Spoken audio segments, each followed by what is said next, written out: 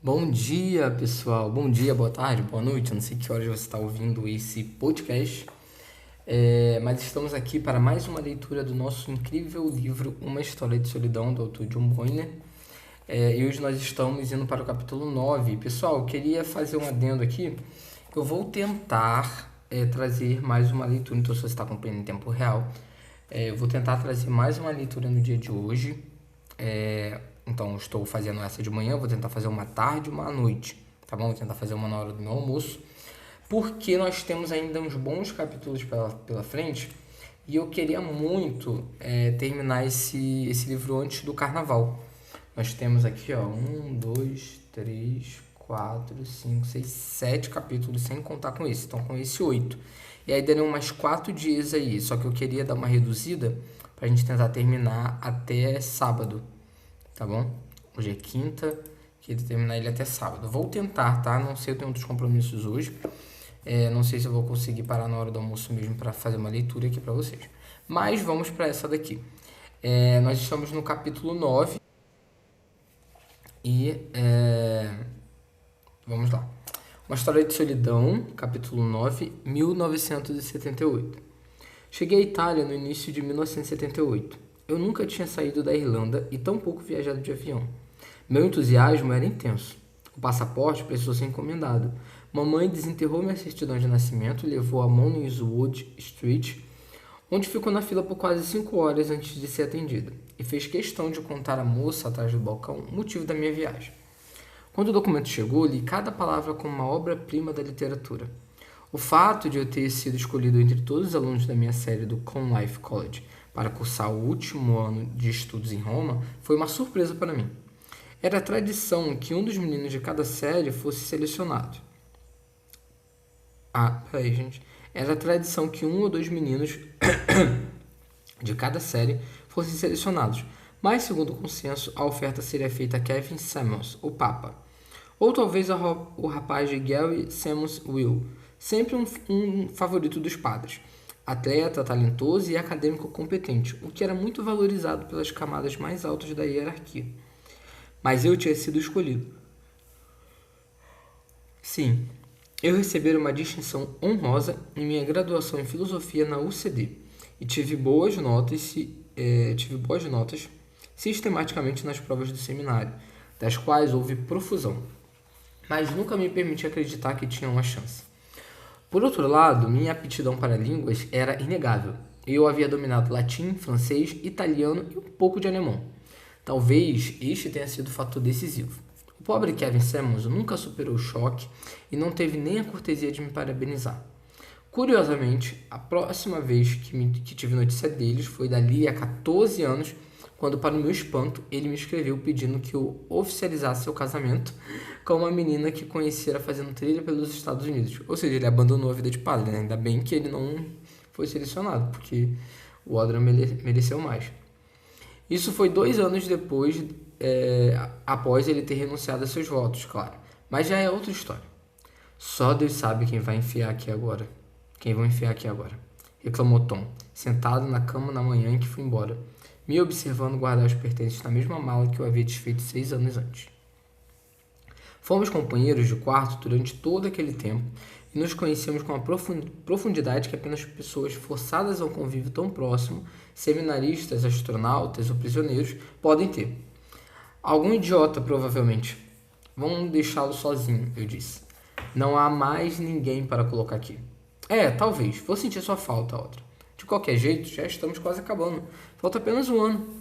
Ainda assim, na verdade, eu duvidava que fosse sentir falta dele. Nossa, gente. Peraí.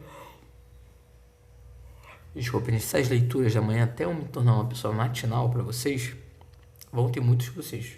Mas aqui, o Odran, ele no início do livro, né, quando ele fala do Tom, ele tem um pouco de afeto por ele. Só que aqui no passado, parece que ele não gosta nem um pouco. Tá, continuando. Àquela altura eu estava com 23 anos. Morava no seminário desde meu aniversário de 17 anos. E por mais satisfeito que eu tivesse ali, uma aventura se apresentava diante de mim. E eu não tinha nenhuma intenção de perder tempo me preocupando com quem iria ou não dividir quarto com Tom Kertler em seu último ano. Ele tinha mudado ao longo do tempo que passamos em Con Life. Não era mais o adolescente raivoso e frustrado que era no início.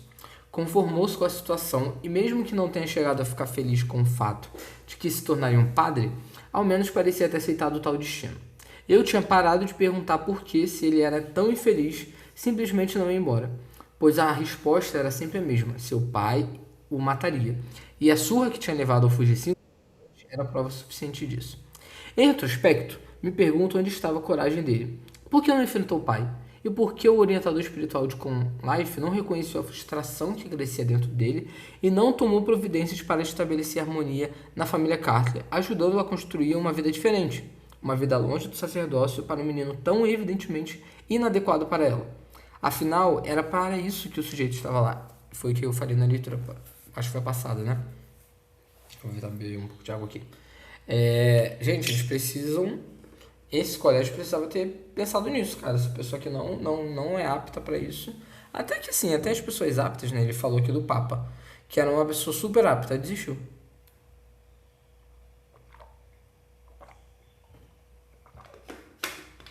Então, assim, às vezes as pessoas se parecem aptas, mas não são também. Tá, vamos lá. Então, Tom não conseguia falar sobre o pai sem ficar furioso. Seus punhos se fechavam, e vez ou outra, quando eu abordava o assunto, ele ficava tão alterado que parecia prestes a passar mal. Tinha um temperamento explosivo, e conversar sobre sua família não servia para nada além de aumentar sua ira. Tivemos uma briga física apenas uma vez, quando soquei seu nariz, fazendo cair de costas na cama, com sangue escorrendo pelo rosto. Foi no segundo ano. Eu acabara de confidenciar a história do meu verão em Wexford em 1964. Sorte sua, ele disse. Quem me dera meu pai tivesse se matado. Soco.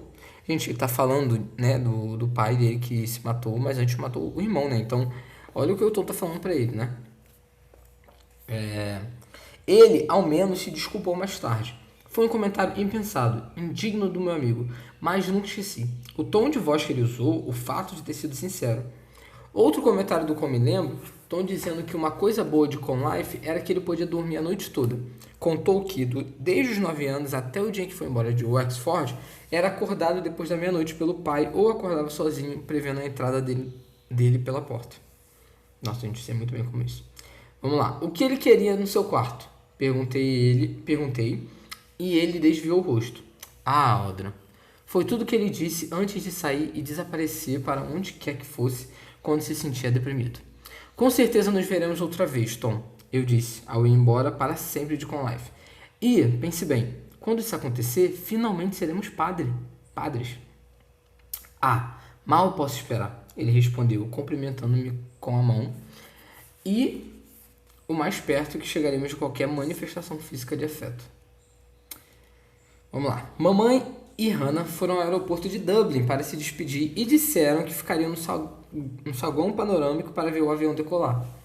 Eu estivera no Dawson Street algumas semanas antes, com o dinheiro que o cônego Robson me dera para a passagem, e tinha até comprado uns óculos escuros na Wilds, pois, segundo diziam, em Roma fazia sol o ano todo.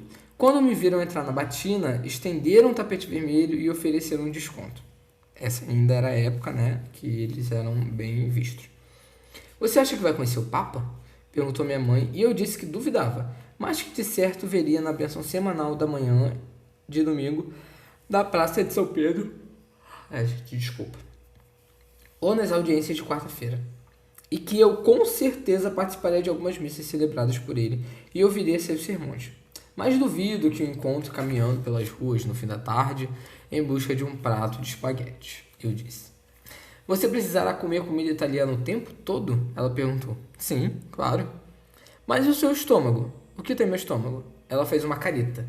Eu teria mais respeito pelo meu, ela disse. Não dá para confiar em comida estrangeira. Mas filho, tire uma foto caso veja. Caso eu veja quem? O Papa. Eu não poderia, mãe. Não numa igreja. Ninguém vai saber. Envie o rolo para mim e eu mando revelar. Há um laboratório na Dalbond Street que promete revelar em 2 semanas ou não cobram. Tiro uma cópia e mando para você. Nossa, que legal, né, gente? Eu sou fotógrafo, né, como eu já falei para vocês, e eu sou muito entusiasta das câmeras e dos métodos fotográficos antigos. Queria até fazer uma coleção de equipamentos assim, mas custa caro hoje em dia, né? Porque ficou modinha. Vamos lá. Eu disse que faria o possível e dei um beijo de despedida nas duas. Àquela altura, a Hannah tinha 20 anos e trabalhava no Bank of Ireland, na College Green. Havia 2 anos. Era um salário razoável, ela contou, mas não queria ficar lá pelo resto da vida. Mamãe dizia que não importava onde ela trabalhasse, pois um dia estaria casada e formaria sua própria família. O marido, se fosse um homem decente, nunca permitiria que ela tivesse uma carreira. Nossa, que tempos, né? Você podia vir me visitar, eu disse à minha mãe, sentindo pela primeira vez apreensão pelo que vinha pela frente, a possibilidade de solidão. Vamos visitar, disse minha mãe. No seu dia especial. Uma das grandes vantagens de cursar o último ano em Roma era que os alunos eram ordenados pelo Papa em pessoa na São Pedro. Mas escreva, Audra, meu filho, toda semana e não se esqueça das fotos. Usei o uniforme de seminarista no avião e por isso as aeromoças me convidaram para embarcar primeiro com as crianças e os enfermos. Fui colocado em um dos assentos da frente. Nossa, que diferença, né, gente, de tratamento. Em Fiumicino, foi recebido pelo Monsenhor Sorley, que tinha sido responsável pelo colégio irlandense, o Pontifical Willard College em Roma, por mais de 20 anos. Me informaram que eu seria levado diretamente à faculdade, conduzido ao meu quarto e notificado sobre meus horários de aula, que não seriam muito diferentes das aulas que eu tinha em Dublin, disse o cônego Robson. A diferença é que seriam ministradas em italiano, e num clima mais ensolarado. Ele acrescentou com um sorriso. E em vez de torta de carne, ou costelas e batatas para o jantar, eu comeria pizza, espaguete à bolonhesa e lasanha. Porém, os planos tinham mudado e o Monsenhor Sorley me contou que, em vez disso, iríamos a um café, pois queria me perguntar sobre determinado assunto antes de irmos à faculdade. Me perguntei qual seria o problema se eu já tinha feito algo para estragar tudo. Eu bebera 2 latas de Hype num avião, tamanho meu entusiasmo. Será que tinha alguma coisa a ver com aquilo? Será que eu seria mandado de volta ao Con Life e Kevin Samuels já estava no próximo voo para a Cidade Eterna? Vocês já perceberam, pessoal, que ele gosta bastante assim de bebida alcoólica? Vamos lá. O cônego Robson informou coisas ótimas sobre você.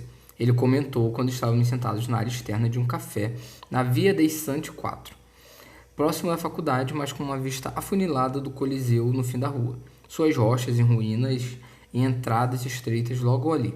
Os sons dos gladiadores, leões, cristãos apavorados e romanos ensanguentados soando em meus ouvidos. Me lembrei de Robert Graves e quis correr para lá, mergulhar no centro de sua história, abrir bem os braços e proclamar que eu chegara ali para cumprir meu destino. Ele me contou que você é do mais alto nível. Espera-se muito de você, Audra.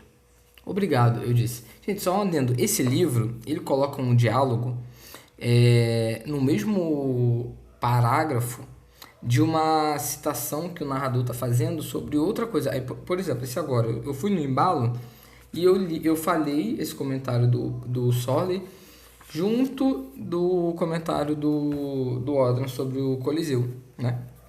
Vamos lá. Obrigado, eu disse. Você é um rapaz ambicioso? Pensei um instante e sacudi a cabeça. Não, respondi. Ainda assim, cá está. Ele sorriu, abrindo as mãos à minha frente. Por cima de qual cadáver precisou passar para ser escolhido? Reclinei-me na cadeira, surpreso com sua escolha de palavras. Foi tão surpreendente para mim quanto para todos os outros, eu disse a ele. Acredite, achávamos que ia ser o Papa. O Papa? Desculpe, respondi no mesmo instante, ruborizando. É um rapaz de seminário. Tinha tudo aqui dentro. Dei toques na minha testa. Pensamos que seria ele. Você está disposto a aceitar um desafio? Ele perguntou, se inclinando para a frente e dando um gole no café. Um desafio? Algo que requer inteligência, segurança e bastante discrição. Hesitei, senti que estava sendo levado por um caminho do qual me arrependera mais tarde. Mas o que mais eu poderia dizer além de claro, monsenhor? Ótimo, mas escute, antes que eu diga o que é, você precisa entender que se não se sentir apto, pode recusar. Encontraremos outra pessoa. O cônego Robson diz que você é perfeito para o trabalho, mas talvez não queira aceitar. E se for o caso, ninguém o jogará por isso. Está bem, respondi. Surgiu uma vaga, ele disse, se inclinando para a frente e baixando a voz. Uma espécie de emprego. Não deve interferir nos seus estudos e se interferir você será tirado da função. Todo ano, um seminarista de uma faculdade diferente é mandado ao Vaticano a fim de executar certas funções cruciais durante um período de 12 meses. São poucas horas do seu dia, nada além disso. Mas são 7 dias por semana, não há folgas. E você também não poderá tirar férias. Fico contente com qualquer função que o senhor atribuir a mim. Monsenhor, é uma nacionalidade diferente todo ano, ele explicou. Em 1976 foi um rapaz irlandês. Um sujeito péssimo, nariz em pé. No ano passado foi um rapazinho indiano adorável. Agora é sua vez. É uma ordem alfabética, entende? O problema é que você dormirá lá, não no nosso dormitório, portanto perderá o dia a dia da faculdade. Vamos preparar um quarto para você. Não é bem um quarto, para ser sincero, é mais um colchão e uma alcova. Consegue lidar com isso? Olhei para ele. Um colchão em uma alcova, monsenhor. Perguntei. Parece pior do que é. Ele deu de ombros e pensou por um momento antes de sacudir a cabeça. Na verdade, não. É exatamente isso. E você precisará cruzar a cidade de ônibus todos os dias para ter aulas conosco. E depois voltar à noite. Isso consumirá algum tempo. Está disposto a fazer isso, Audrey? Nossa, gente. Nem parece que é um emprego, né?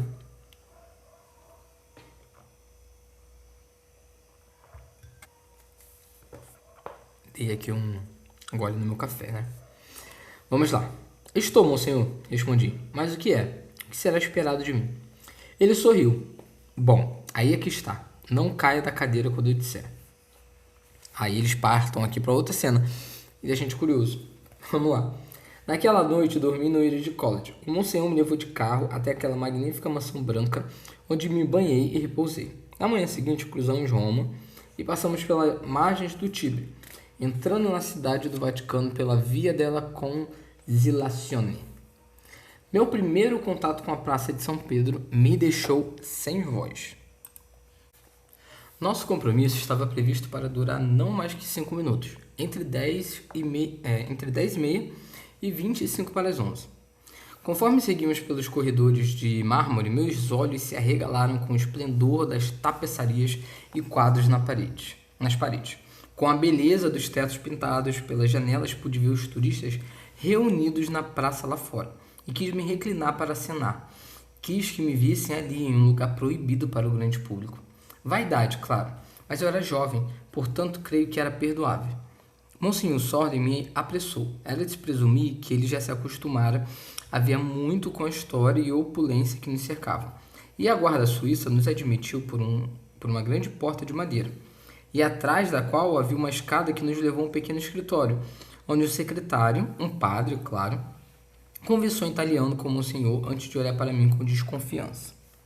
Sua audiência começará em instantes, ele disse, testando meu italiano ao falar rápido e conferir o relógio.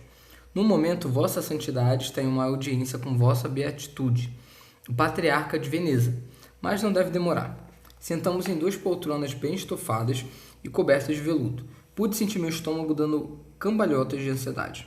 Por favor, explique outra vez o que farei aqui, monsenhor. Eu disse, tremendo, separado do Papa Paulo por nada além de uma porta fechada. Nossa, ele tá... Desculpa, gente. Ele vai trabalhar com o padre. Uau. Vamos lá. Seus deveres serão simples. Vossa Santidade acorda todo dia às 5. As freiras preparam um bule de chá e levam à antessala que fica ali. Ele indicou um aposento no corredor à nossa esquerda. Você pega a bandeja e leva ao quarto papal. As freiras não podem entrar até que Vossa Santidade tenha terminado a ablução e esteja com a vestimenta completa. Ele talvez faça algum pedido simples, mas é improvável. Basta abrir as cortinas e deixar o chá na mesa ao acordá-lo. Depois você precisa estar aqui outra vez às 8 da noite, caso ele decida se retirar cedo. Antes de dormir, Vossa Santidade gosta de tomar leite morno enquanto lê.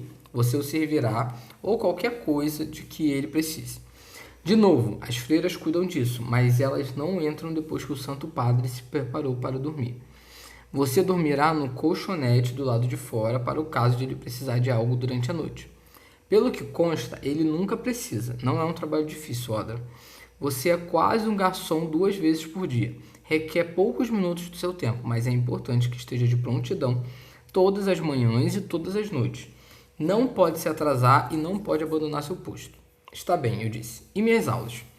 Depois de acordar Vossa Santidade, você cruzará a cidade até o Willard College. Há vários ônibus, mas prepare-se para enfrentar as multidões e o calor. Estudará conosco durante o dia até que seja hora de retornar ao Vaticano. Imagino que não seja necessário dizer que você está proibido de falar com os outros alunos sobre qualquer coisa que vir ou ouvir neste lugar, não é mesmo? Sim, monsenhor, pensei em tudo aquilo. Era uma grande honra, mas eu não me animava com a ideia de cruzar Roma 2 vezes por dia com o único objetivo de servir xícaras de chá ou leite morno, mesmo que fosse para o Papa. O Willard College tinha me encantado com seus gramados perfeitos e proximidade com o Coliseu. E me perguntei se eu perderia a camaradagem dos outros alunos do último ano por nunca passar meus fins de dia com eles.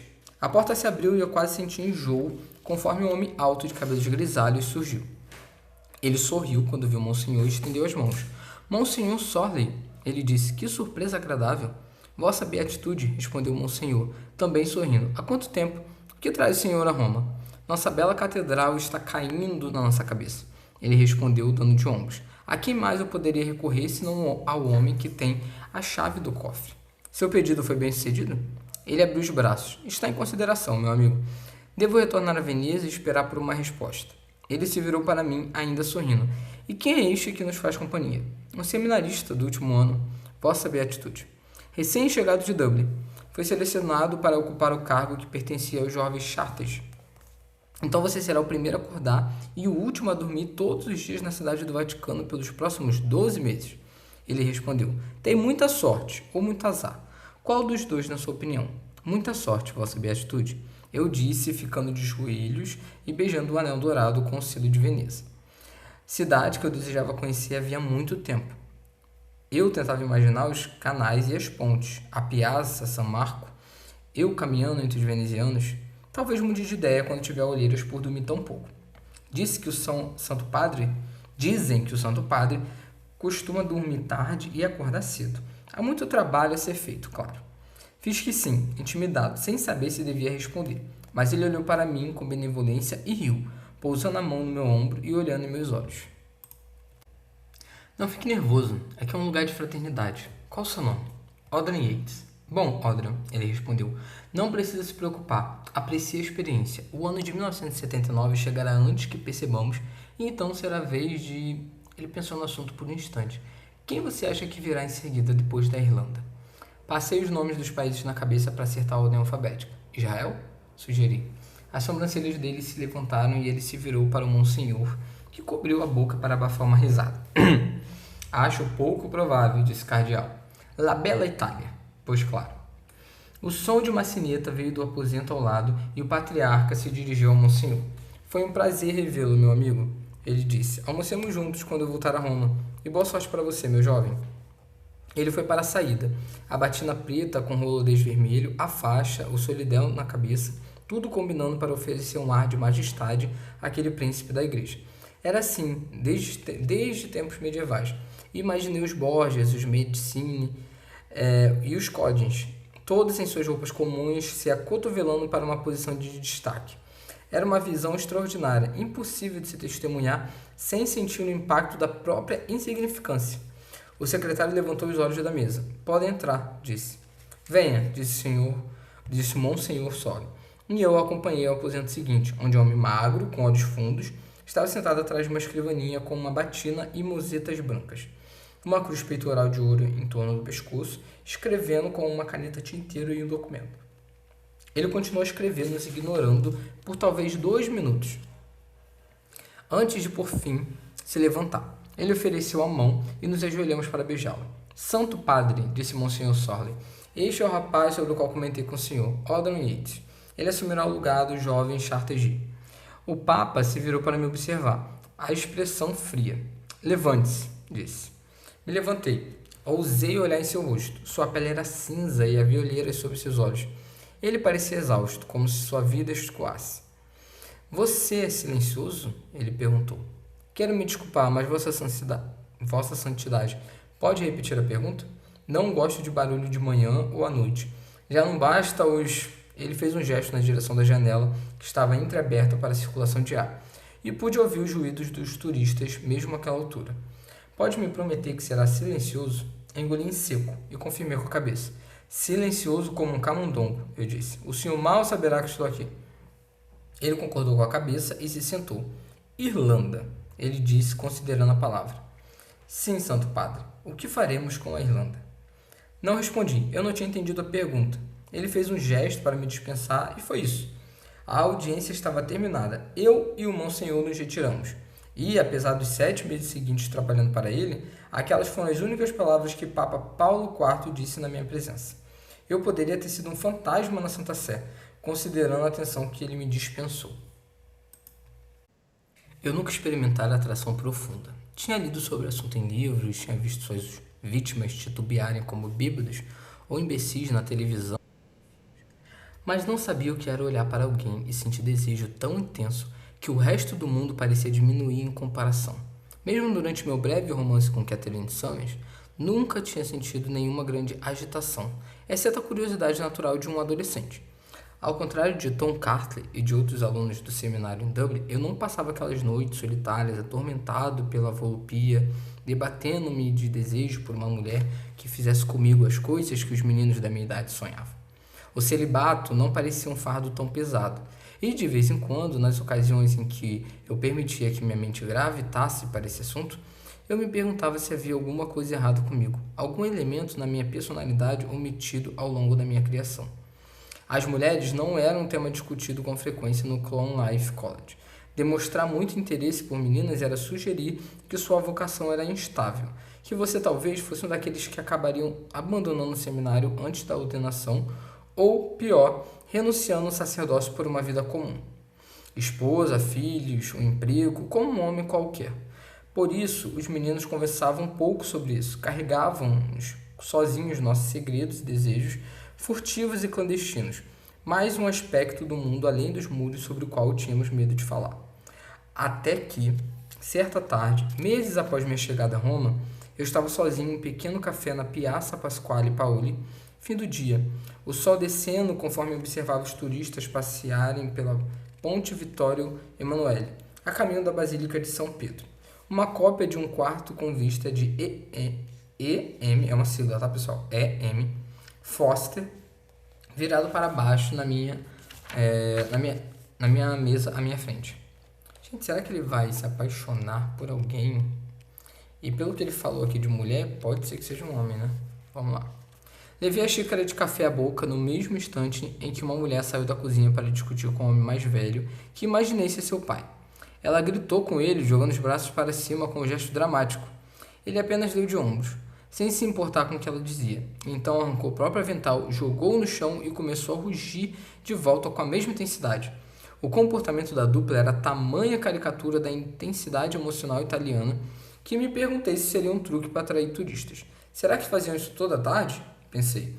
Mas a questão se dissipou quando eu olhei para ela e foi isso. Eu estava perdido. Gente, não é uma. Ela talvez não fosse a candidata óbvia para captar minha atenção. Era mais velha que eu, talvez 30 ou 31 anos. Eu ainda era um jovem de 23. Era alta, mais alta que o pai. Mais alta que eu, com cabelos escuros arranjados de maneira complicada atrás da cabeça, cujas nuances mereciam um estudo mais cuidadoso. Dedos habilidosos, pensei, conseguiram desvendar os volteios daquele penteado. Quando ela deu as costas ao homem e observei os clientes em volta, nenhum dos quais prestando a menor atenção à briga que se desenrolava diante deles, seu olhar cruzou com o meu e ela levantou as mãos e os ombros, como se dissesse: "Que foi?" Corei e baixei o rosto. Quando ousei olhar outra vez, ela ainda estava ali, um meio sorriso na boca, o terceiro dedo da mão esquerda. Perdão, pessoal. Voltando. O terceiro dedo da mão esquerda equilibrado entre os lábios conforme ela o mordiscava. Desejei ser a unha daquele dedo. Ideia que me deixou ainda mais enrubescido. Afrouxei o colarinho eclesiástico apertado no pescoço, cuja simples existência era uma barreira entre nós, e tentei voltar ao meu livro. Não consegui me concentrar. As palavras nadavam pela página quando levantei o olhar mais uma vez. Ela havia desaparecido. Voltado para a cozinha. Não houve razão nenhuma para eu sentir um desejo tão avassalador, mas senti. Aqui é meio triste, né? Porque a gente sabe que não vai dar em nada isso aqui, né? Provavelmente foi só isso. Mas é meio triste, né? Porque ele sentiu ali uma paixão uma apaixonete à primeira vista, mas vai ficar por isso mesmo.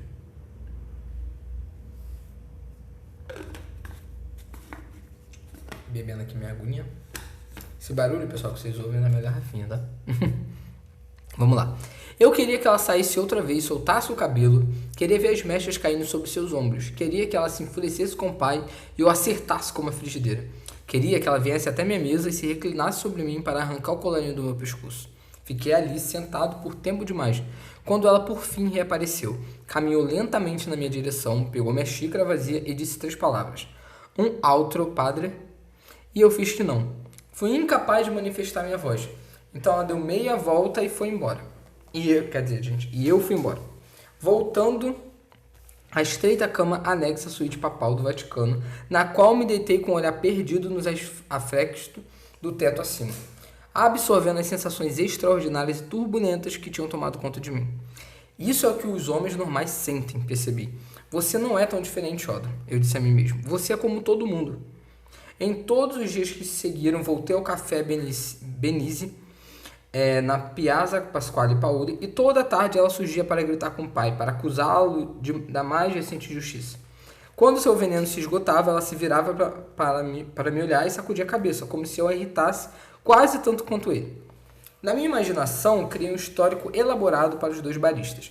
Ele ficara viúvo quando jovem, foi forçado a criar a filha sozinha, talvez com a ajuda de uma madrasta impetuosa e cheia de opiniões. Em histórias italianas, elas eram sempre impetuosas e cheias de opinião. E a menina se juntara a ele para trabalhar no café quando atingiu a maturidade. Não era uma crítica à sua virtude, mas eu imaginava com um filho pequeno, quem sabe 3 ou 4 anos, mãe e filhos abandonados por um napolitano inútil e priápico que ficara em Roma apenas o tempo de seduzi-la e abandoná-la como bebê. Ela não usava aliança. Eu reparava nisso sempre que ela vinha buscar minha xícara e dizer um altro padre. É italiano, tá, gente? E minhas pronúncias em estrangeiras são péssimas, né? Mas enfim. Mas havia uma marca no anelar na mão esquerda. Me perguntei se ela tirava quando precisava trabalhar, talvez escondesse em um lugar seguro para que não danificasse, enquanto ela lavava a louça, ou talvez deixasse em casa toda manhã, para que não escorregasse da sua mão e descesse pelo ralo. Espera aí, tá. Eu preferiria que ela não fosse casada, mas não me importaria se tivesse um filho. Eu não tinha apreço especial por criança, mas teria pelo filho dela. Será que ela falava inglês? Eu pensava. Ela conseguiria se adaptar a Dublin? Eu conseguiria com ela ao meu lado? Eram estes os pensamentos ridículos que passavam pela minha cabeça, enquanto eu ficava ali sentado todas as tardes, tomando café atrás de café. O único momento do dia que era só meu, quando eu não estava levando e buscando xícaras do quarto papal, assistindo às aulas no Eton College ou rezando minhas preces distraídas nas muitas igrejas e capelas em torno das quais as ruas da cidade eterna tinham sido construídas. Eu nem gostava tanto assim de café. De vez em quando eu me perguntava se ela ou o pai viriam fazer perguntas. Deviam ter percebido que eu ficava observando. Deviam achar estranho eu ir ao café na mesma hora, todo dia, semana após semana. Às vezes o pai me olhava com reprovação. Se não fosse pelas vestes sacerdotais, ele talvez tivesse pedido para me retirar. Mas naquela situação ele não podia fazer nada. Ainda havia convenções a serem respeitadas. Se fosse em 2011, 2010, aqui como a gente viu no livro, ele já teria sido enxortado por muito menos. E às vezes, quando ela vinha dizer um altro padre, eu a via olhando para mim. Algo em seus olhos revelando que ela sabia que o jovem na mesa do canto, com Foster pela metade, estava imaginando situações cruelmente libidinosas que fariam até um morto enrubescer. Após quase 2 meses de voyeurismo, fui surpreendido por uma mão em meu ombro e levantei o rosto para ver à minha frente Vossa Beatitude, o patriarca de Veneza, que eu não via desde aquele primeiro dia no Vaticano. Ele sorriu com uma expressão de pura felicidade e serenidade. Refresque minha memória, ele disse. Você é o rapaz irlandês, não é? O que Monsenhor Sorley recomendou ao Santo Padre? Odran Yates, Vossa Eminência. Respondi me levantando para ajoelhar diante dele, mas ele fez um gesto para dizer que não era necessário e pediu que eu ficasse onde estava. Posso sentar com você? Hesitei por apenas um instante. Em qualquer outra ocasião, eu teria ficado felicíssimo com tal honrosa companhia. Mas ser acompanhada ali, ser forçado a fazer parte de uma conversa que me distrairia da minha ocupação preferida, Era algo que eu não queria. Mas, gente, ele vai lá de tarde, né? Será que é próximo da faculdade? Acho que eu perdi essa informação. Ainda assim, me recuperei rápido e disse, claro, sente-se, por favor. Apesar de eu suspeitar que ele tenha percebido minha relutância e a maneira como meus olhos oscilaram na direção da mulher atrás do balcão. Ele mesmo olhou para ela e houve a mais breve excitação em seu rosto antes de se sentar. Logo depois, ela foi até a mesa, serviu-lhe um latte. Ele talvez fosse também um cliente regular e ela sabia o que ele costumava pedir. E olhou para mim, seus olhos dizendo algo em uma língua estrangeira para mim. Outros garotos, pensei, outros garotos saberiam o significado daquele olhar. E o que está achando de suas responsabilidades?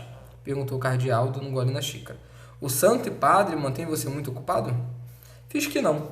As tarefas são surpreendentes simples, eu disse. A faculdade inteira sente inveja da minha proximidade de vossa santidade, mas não sei nem se ele percebe que eu estou ali na maior parte do tempo. Isso incomoda você? Ele tem muitas coisas para pensar, claro.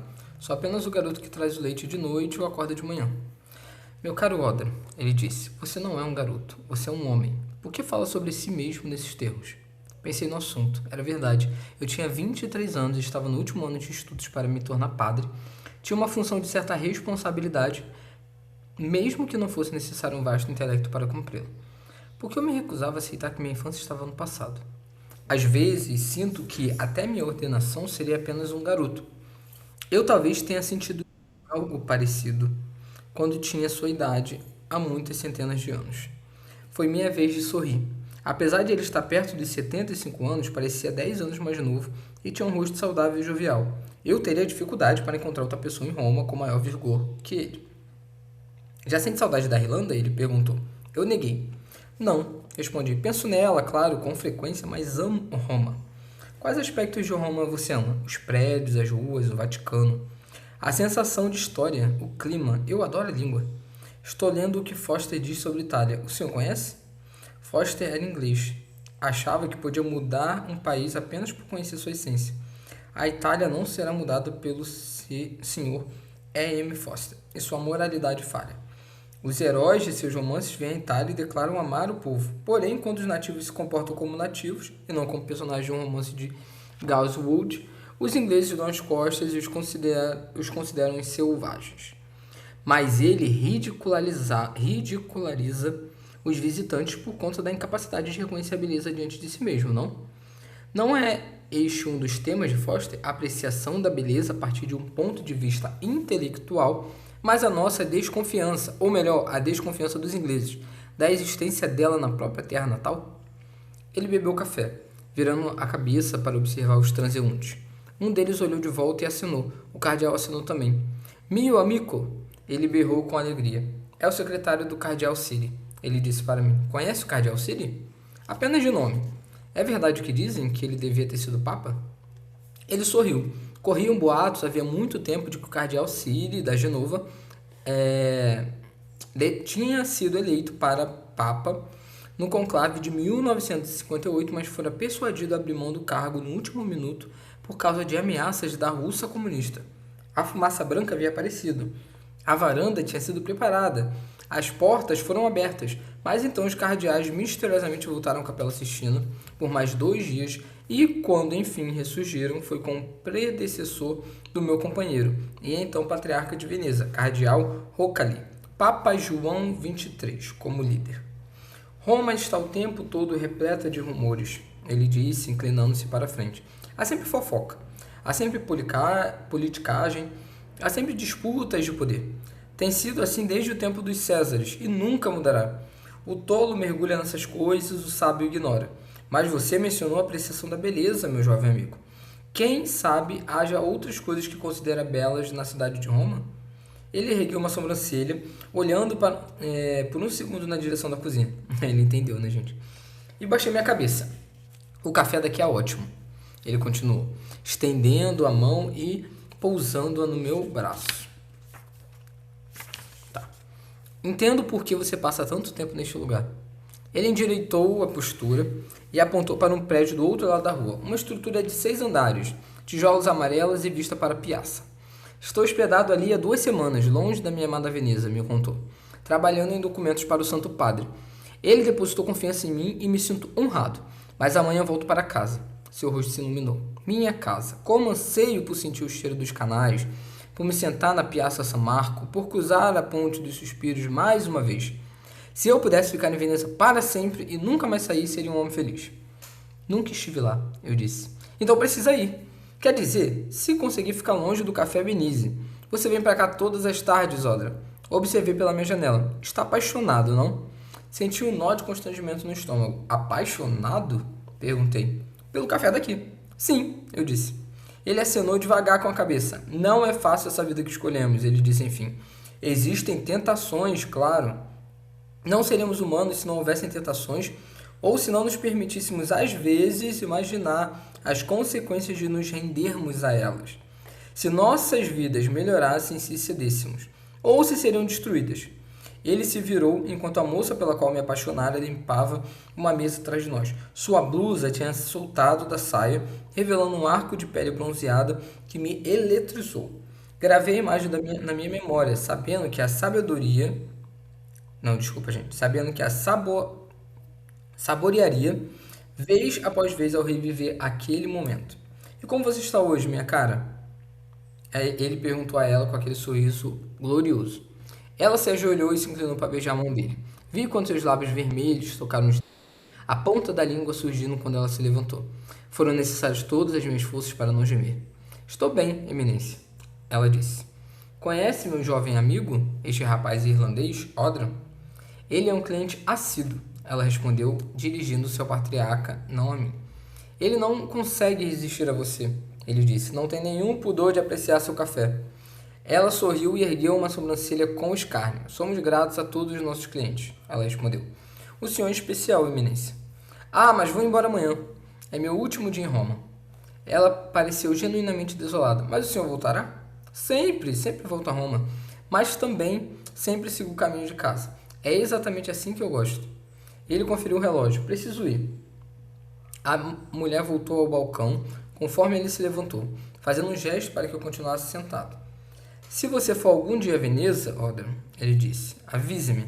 Aprecio a companhia de jovens e, de certo, há muitos assuntos para conversarmos. Serei seu amigo se você assim desejar. Ele pôs a mão em um bolso dentro da batina e tirou um rosário que deu a mim. Reze por mim de vez em quando, Odra. Mas talvez devesse pensar na possibilidade de conhecer outros cafés. Acrescentou. Está perdendo o melhor de Roma se ficar no mesmo lugar todas as tardes. Ele se virou para sair, mas parou e deu meia volta. Lembre-se, meu jovem amigo, a vida é fácil de narrar, mas é atordoante de se praticar. E piscou para mim, Foster. E então eu comecei a segui-la. Fiquei constrangido por meu interesse ter se tornado tão óbvio e não tive mais coragem de voltar a Café Benize. Por isso, parei de frequentá-lo. Gente, quando ele disse que então comecei a segui-la, foi conselho, tá? Quando eu comecei a ler, eu também pensei que seria a mulher, né? Mas não foi. Tá bom? Voltando aqui. Por isso parei de frequentá-lo e fiz algo muito arriscado, muito mais idiota. Minhas aulas terminavam às 5 horas e eu precisava estar no Vaticano apenas às 8. Nesse meio tempo eu ficava sobre a ponte Vittorio Emanuele e a observava e ia embora. E não, gente, é a mulher mesmo. ele tá seguindo ela mesmo. Tá. E a observava e ia embora no fim do expediente. Às vezes parando em um mercado ao caminho de casa para comprar comida, às vezes sentado em um café relaxando por meia hora, mas quase sempre caminhando pelo Lugo de Veri Tor di Nona. O Castel Sant'Angelo, se avolumando à sua esquerda antes de virar à direita e entrar em uma viela residencial, o Vicolo della Campana, parando no meio da quadra para inserir a chave em uma porta e desaparecer lá dentro.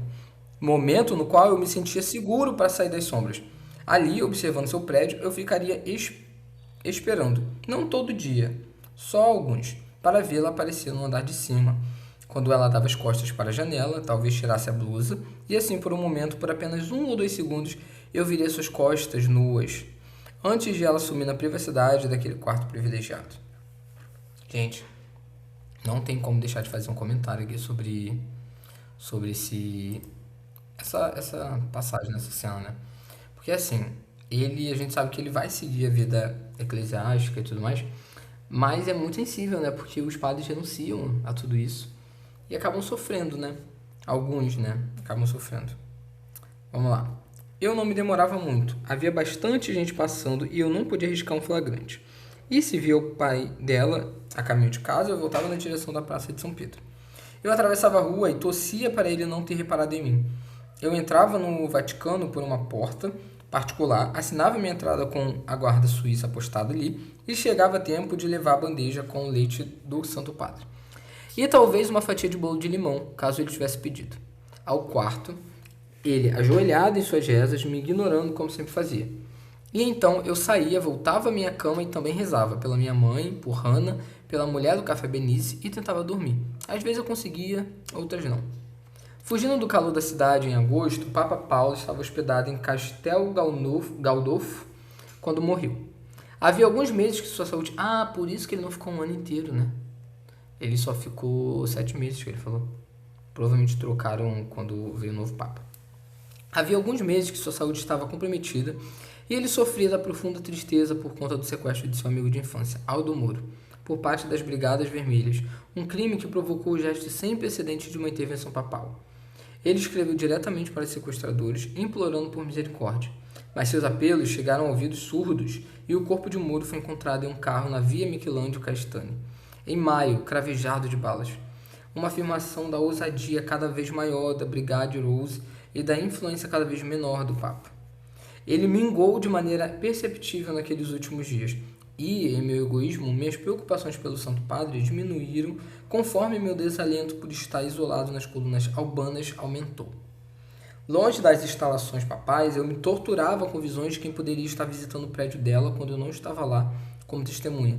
Que tipo de homem seria convidado a entrar em seu quarto e que Deus me perdoe. Mas quando o Papa Paulo sofreu um ataque cardíaco em uma noite de domingo, após a missa, meus primeiros pensamentos foram que nosso grupo poderia voltar bem depressa à capital. Uma admissão vergonhosa, mas verdadeira.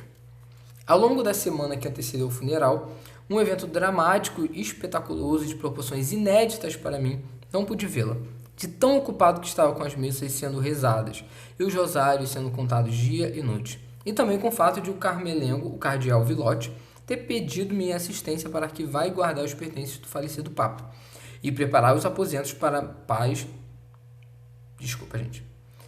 E preparar os aposentos papais para quem quer que fosse escolhido por Deus para ocupá-los em seguida. À medida que o conclave se aproximava, Roma se tornou um lugar eletrizante. Era quase impossível andar sem encontrar grupos de cardeais com batinas pretas, aglomerados na Praça de São Pedro ou nos corredores do próprio Vaticano em grupos compactos que discutiam se deveriam entrar em consenso sobre um candidato. O calor era sufocante e diziam que o novo Papa seria eleito na primeira sessão, pois aqueles homens idosos não tolerariam a intensidade da Capela Sistina por mais tempo. Havia comentários sobre o cardeal Benelin, de Florença, e do cardeal Loucherdé, do Brasil, como Papa Billy. E o caso do cardeal Sírio veio à tona mais uma vez. Equipes de imprensa do mundo todo estavam em Roma desde a morte do Papa e sugeriam nomes e comparavam biografias diante de suas câmeras e microfones, enquanto as multidões aumentavam, esgotando a capacidade máxima da Praça de São Pedro, quando o conclave de fato começou. Ao pensar naquele dia de agosto em que os cardeais elegeram um dos seus para seu... Gente, eu não sei pronunciar em ordem, né?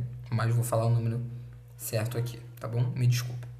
Ao pensar naquele dia de agosto em que os cardeais elegeram um dos seus para seu 263 Papa, e os nomes escritos em pedaços de papel foram tirados dos vasos e queimados pelos escrutinadores, soltando fumaça branca acima da basílica para a alegria dos fiéis. Sinto vergonha por não ter estado lá. Foi um momento histórico, mas eu estava envolvido em uma questão mais pessoal. Gente, deixa eu pesquisar aqui, que deu uma leve curiosidade, saber como se fala essa posição.